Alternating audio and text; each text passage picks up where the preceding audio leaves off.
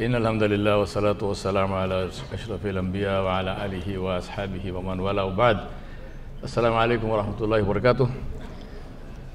My thanks for the honor of being invited here to address this seminar. I congratulate Janab Abid Rasul Khan Sahab, the chairman of the Minorities Commission, for holding this seminar at this time. I think it's very timely and important that these things should be spoken and brought forward. I was greatly encouraged to see the courage and the veracity and the clarity with which issues have been spoken, and I hope that I am able to live up to the predecessors who have preceded me on the stage. I was last here, just thinking, when I was last here in 1968.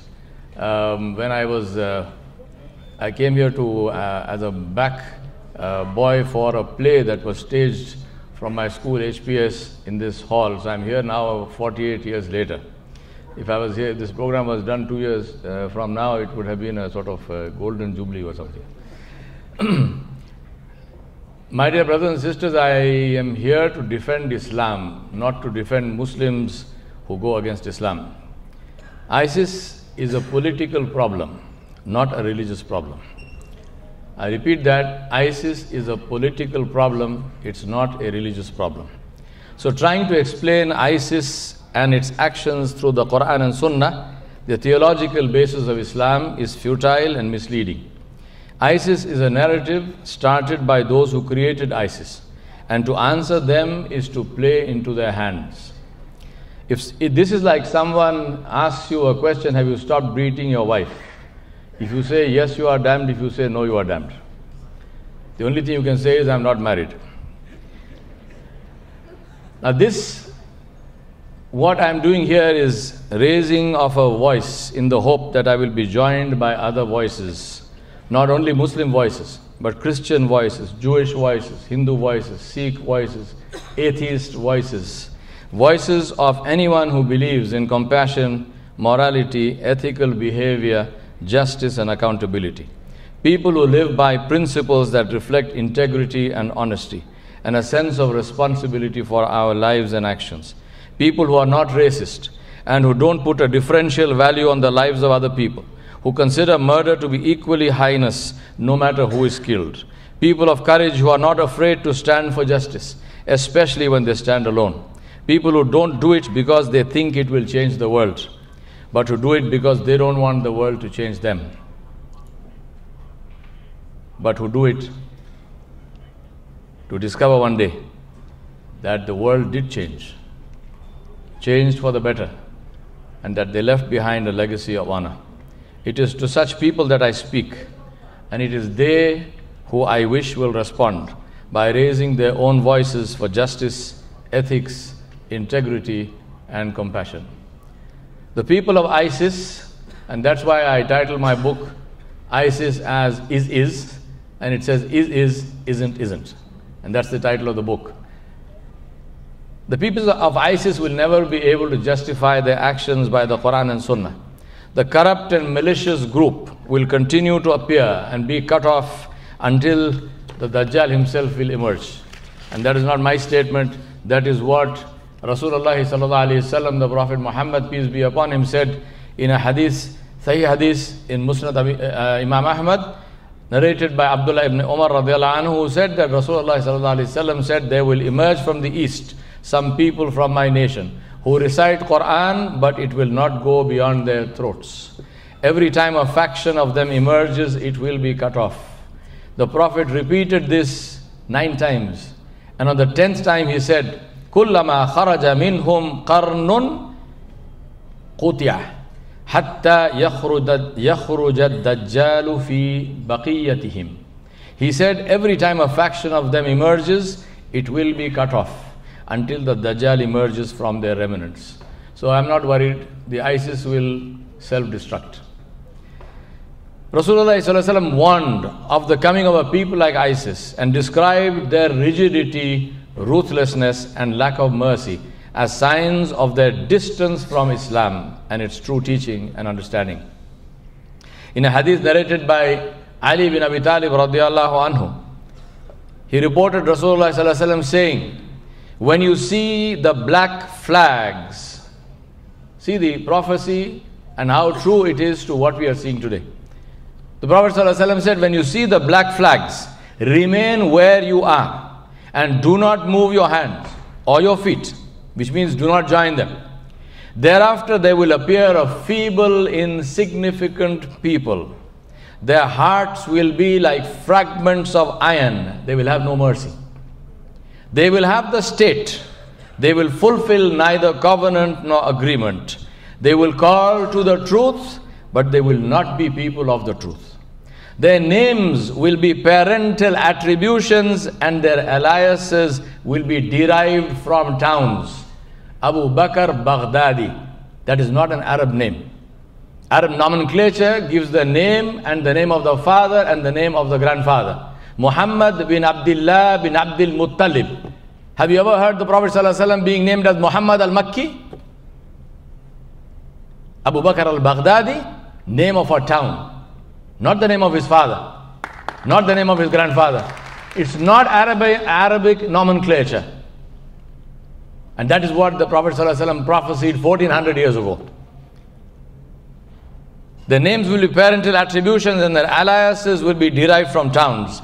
Their hair will be free-flowing like that of women. The situation will remain until they differ amongst themselves and self-destruct. Thereafter, Allah will bring forth the truth through whoever He wills. I ask Allah subhanahu wa ta'ala to use us to bring forth the truth and for the destruction of these people who are a curse on the Muslims and on the whole world in general.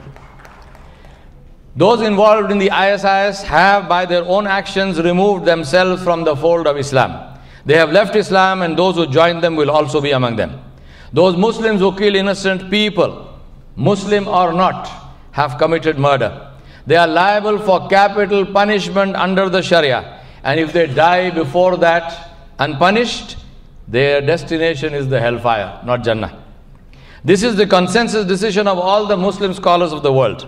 I can give a list of fatwas for anyone who is interested, including the fatwa of Hazrat Maulana Mufti Khalid Saifullah Rahmani Sahib, whose speech was done here. His fatwa also is in that.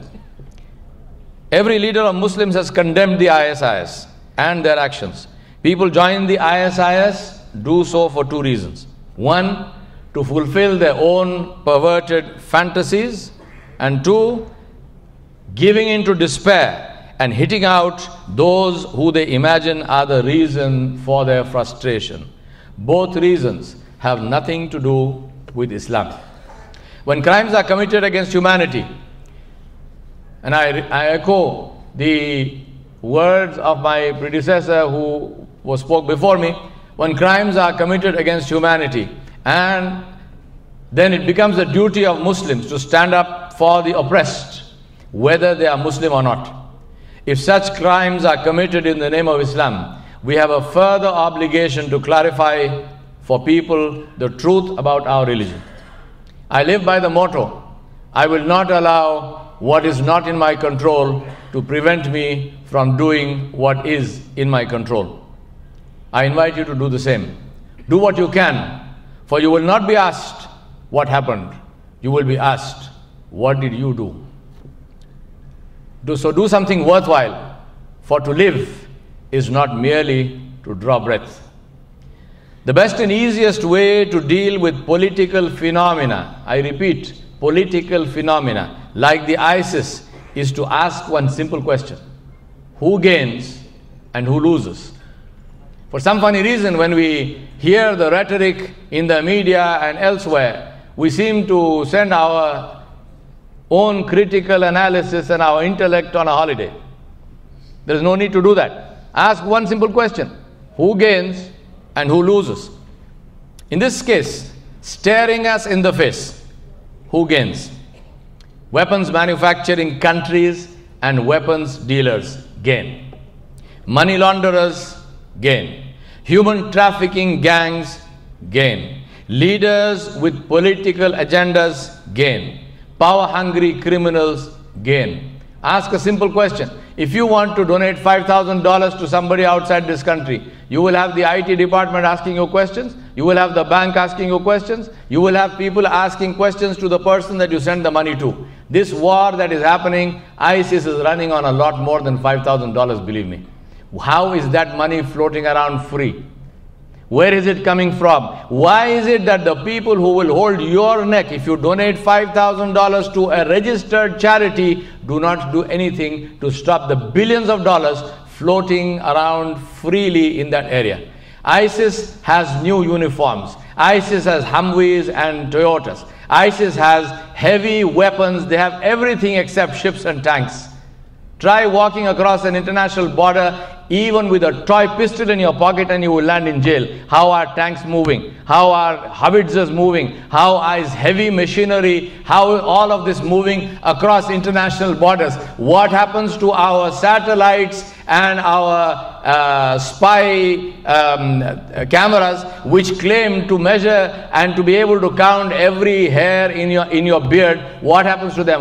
They've gone blind. They don't see the tanks moving. They don't see the guns moving. They don't see the howitzers moving. They don't see who is manufacturing the uniforms, who is selling them, who is paying them, how is this money coming in, who is selling weapons. You know what a weapon costs? Do you know what a howitzer costs? Who is paying for that? In which banks is that money going? Believe me, it's not people walking around with bags of cash. This is transferred to banks. Which banks are receiving this money? You want some idiot like me to stand and ask these questions?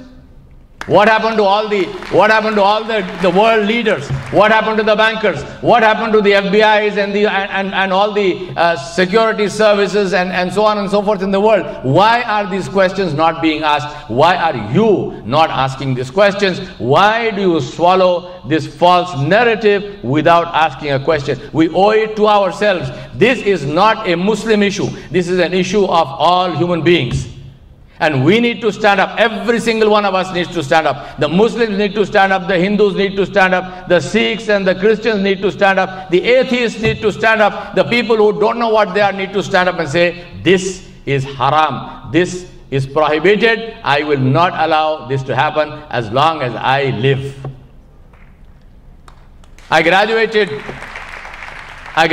in history and political science, and I postgraduated in management and applied behavioral science. Over the last 33 years, I consult globally with government, with public and private companies, major business families, with clergy of several religions, not Muslims alone, with police, with administration professionals, with journalists, teachers, and educationists. So I'm speaking from my knowledge base. In any dynamic system, and politics is a dynamic system, a vacuum cannot exist. ISIS got created when the United States decided to wage war based on a pile of lies in Iraq. Somebody sent me a PowerPoint presentation, leadership principles according to Colin Powell. I returned it saying that when I want to learn how to stand and look people in the eye and lie through my teeth, I will learn leadership from Colin Powell. The Iraq Inquiry Report, mercifully you don't have to believe me, because the Iraq Inquiry Report, called the Chilcot Report, after Sir John Chilcot, who was the chairman of that commission, says it all, though it stops short of naming the perpetrators as war criminals. But named or not, every man, woman or child with even a rudimentary idea of politics is saying, tell me something I don't know. I'm sure the report is not a surprise to anyone in this theater. This speech of mine is documented. We will send you a link of that because I've given you various links that you can go and read everything in detail. So inshallah you will get all that. But we must still be grateful to Sir John Chilcot for having voiced all our opinions and backing them with clear data. What remains to be seen is what happens. I don't know about you, but my estimation, saying I'm sorry after killing 1 million people is not enough. Is it enough? It's not enough in any criminal justice system in the world. It is not enough in any religion. It is not enough for any logical, moral human being in any part of the world, irrespective of religion, that you can kill 1 million people. You can do things which are responsible for the death of 1 million people and more and say, I'm sorry. Doesn't work. Who doesn't gain? I said, ask this question. Who gains? Who doesn't gain? Who doesn't gain? Muslims do not gain. Muslims are the victims, the largest victims of ISIS, directly because they are the largest number killed by ISIS, directly because their lands have been devastated, homes destroyed, and millions have become refugees, wandering from door to door seeking charity and dying on the beaches and in the waters of the ocean. Directly because they have become the victims of knee-jerk reactions of governments and people who, infuriated at the actions of ISIS, attack their local masjid, they attack Muslim homes, they attack Muslim women who have the confidence and courage to wear their religious symbol, the hijab. Governments are passing oppressive legislation denying Muslims their fundamental rights and using racial and religious profiling as a tool to victimize establishments, to victimize Muslims for being Muslims. Governments are treating Muslim educational establishments, schools and madrasas as if they are dens of evil, seeking to restrict and disrupt their activities to educate their children. It has become literally dangerous for a Muslim in the West to go to school, to travel to work, or to travel for pleasure, or even to go to the masjid. Today it is the Muslim woman who is the symbol of Islam. She is the champion of Islam. Allah subhanahu wa ta'ala is her witness. And on the day when she meets him, she will stand with the prophets. For like them, she chose to face the world with courage, unsupported, except by the one who created her and whom alone she worships. I salute our sisters and mothers and daughters all over the world. You are our greatest and most inspiring leaders.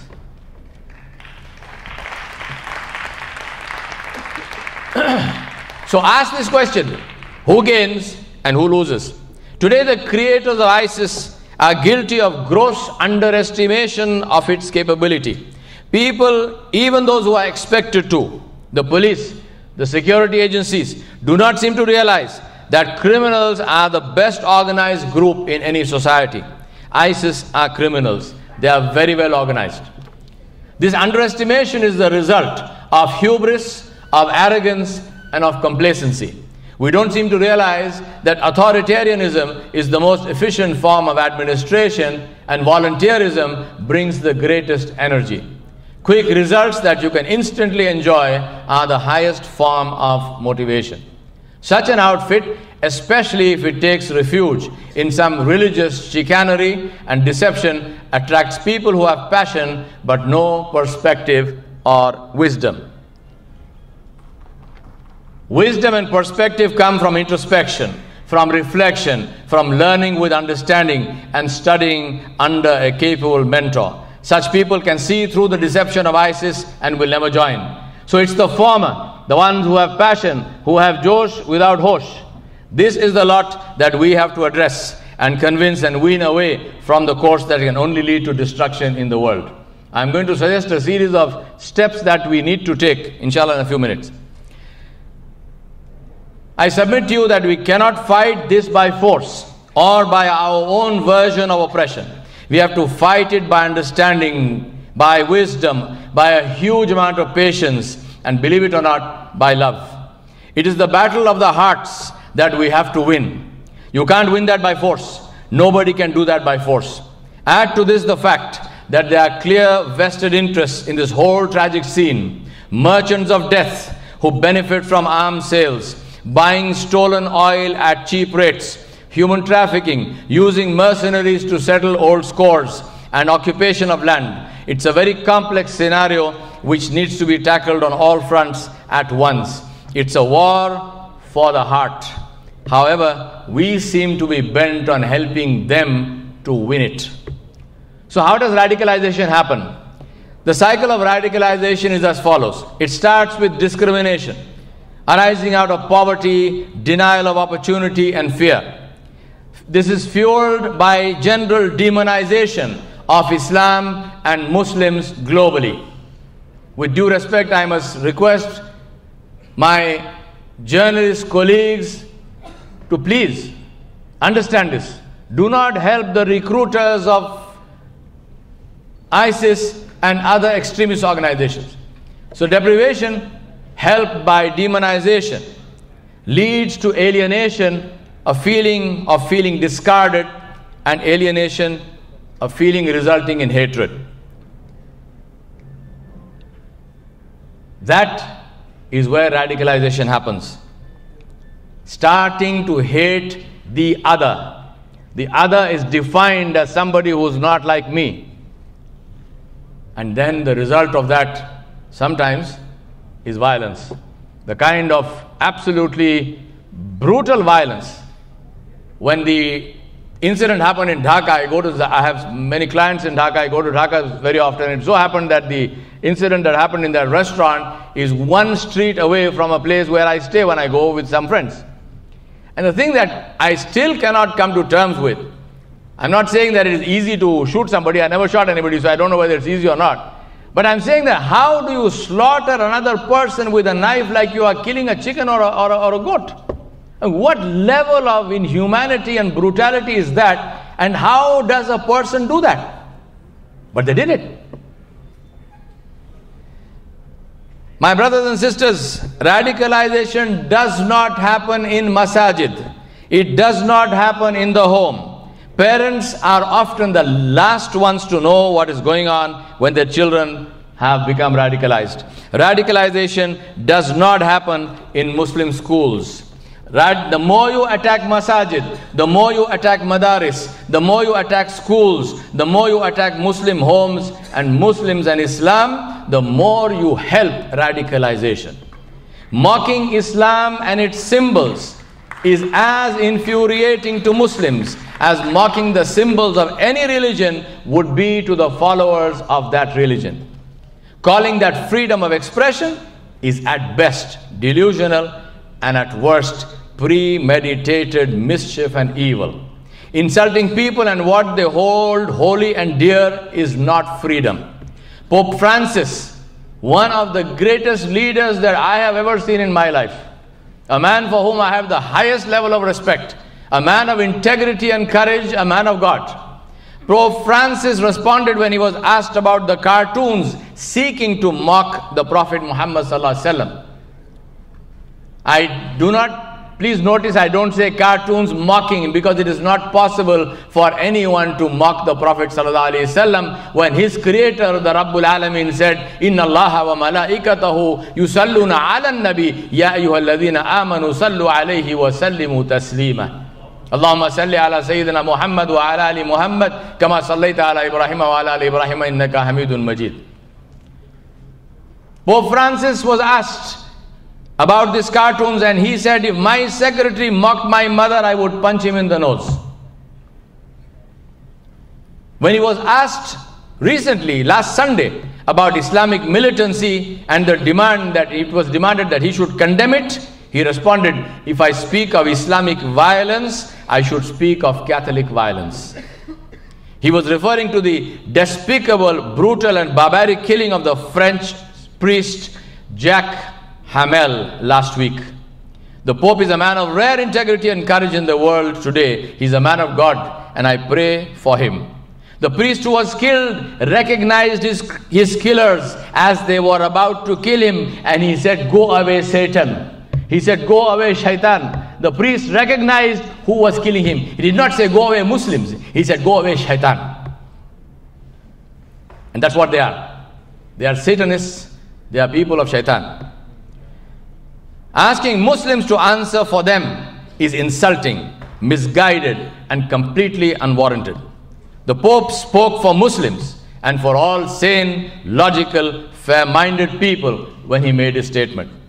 To quote a journalist friend of mine, he wrote to me and he said, in my understanding, there are two scenarios playing out almost all over the globe in general and in the Muslim world in particular. One is the very clear and present injustice being perpetrated through the physical invasion, occupation and devastation of Muslim countries for the greater interests of the power and arms lobbies within certain governments, thus leading to extremism and calls for blind vengeance among the thousands who are so traumatized. The other possible scenario is the devilish execution of an insidious strategy of setting up bogeymen, organizations and individuals projected as Islamic forces, but who do everything spectacularly and horrifyingly against the spirit of Islam. And this is where ISIS fits in. So that ultimately the negative tarnishing of Islam and Muslims happens effectively with little blame or no blame on the real plotters and script writers behind the scenes. In both of these scenarios, whether open or hidden, the loser is the Muslim nation. That is why education is important. We need education to gain perspective and understand the games that people play and how to counter these games. Don't be fooled by the fact that the guys who did the stuff in Bangladesh were so-called educated. They were not educated, they were literate. We need education. We do not just need literacy. Radicalization happens on the internet. It happens in prisons. It is helped by, and it's helped and supported by deprivation, discrimination, demonization of Islam and the whole community of Muslims.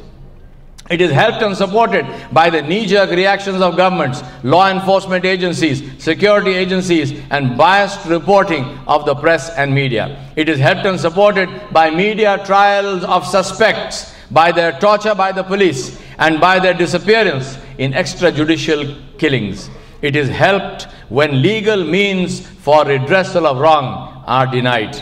Frustration, desperation, a feeling of being cornered fills the heart. All of these are gifts from heaven for recruiters who are selling the doctrine of radicalization. And that's why I said, let us not help them, because that's what we seem to be bent on doing. Let me give you some examples, a few headlines from the recent past.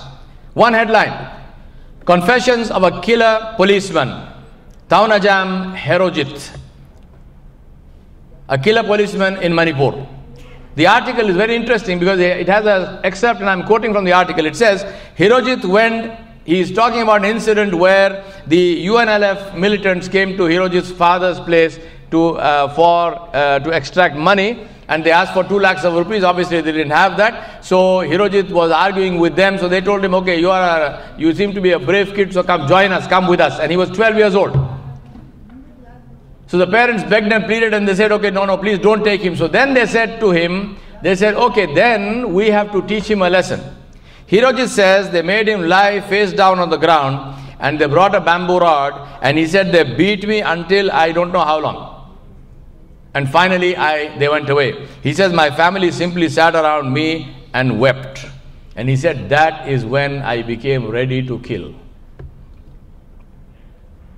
How many times do we need proof that heavy-handed action is the best way to recruit for extremism? In this case of Herojit, it was reverse, where the actions of law enforcement, the actions of the extremists made him a killer cop. But our law enforcement agencies produce plenty of such cases. Randomly picking up youth on suspicion, holding them incognito, if it is done by a person who does not wear a uniform, is called kidnapping. Torturing them to extract confessions, I don't know what it is called. Encountering them, meaning murdering them. Extrajudicial killing, if it is done by somebody without a uniform, is called murder, and the person is liable to be hanged. If it is done by a person in uniform, with due respect to you, my journalist friends, you give it the title of encounter specialist. I don't know how many of you would like to be in an encounter with an encounter specialist. Do think about this. Do think about this.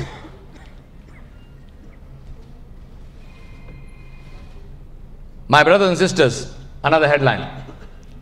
Campus magazine critical of government. The Lieutenant Governor of Puducherry, of Pondicherry, Kiran Bedi, asked for an explanation, show cause notice. Why? Because the campus magazine criticized the government. My submission to you is, you can stop the open expression of dissent, but can you stop dissent itself? What happens when you try to enforce that? What happens when the government shuts down legitimate dissent, legitimate expression of dissent? You drive the dissent underground, and your problem gets compounded. Dissent is the most reliable sign of a democracy. Dissent is the border between democracy and dictatorship. Dissent is an early warning system for the government to take corrective action, failure to do which can result in them losing power. Dissent is the pulse of the people, which indicates health or sickness. When governments shut down legitimate dissent, it goes underground and metamorphoses as extremism. The same thing happens in industry when short-sighted managements try to play unions one against the other and try to shut down union activity. Another headline, famous incident on the national television program in the United States called 60 Minutes. December 5, 1996, Leslie Stahl asked the then Secretary of State, Madeleine Albright, about US sanctions against Iraq.